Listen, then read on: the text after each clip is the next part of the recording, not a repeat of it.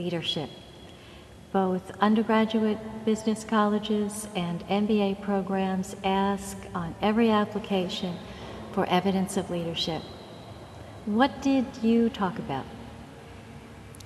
Well, Miami has a lot of different cultures and ethnicities, and students have a very difficult time with one standardized test for elementary school students called the FCAT, which just tests English abilities, and schools simply aren't able and don't have the resources to teach for this exam, which means that a lot of 8-year-olds are staying behind in school and have to repeat a year because they don't have the English training to pass the exam.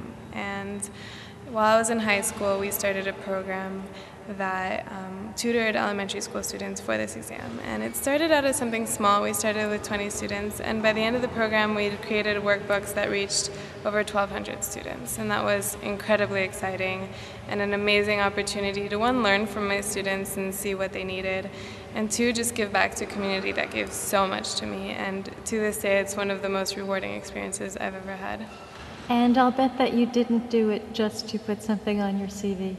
No, I would say if you're going to do something, don't do it to put it on your resume, because ultimately you're going to be putting a lot of time into it and it needs to be fun for you. How old were you when you started that project? I was a junior in high school, which means I was 16, 17.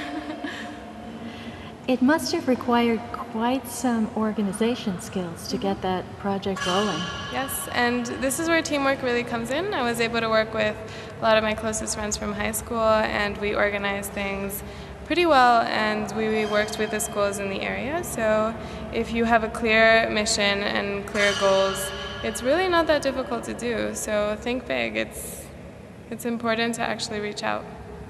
I think, too, that the kind of organizational skills that you developed and the sense of teamwork that you developed will definitely be useful in your future business career.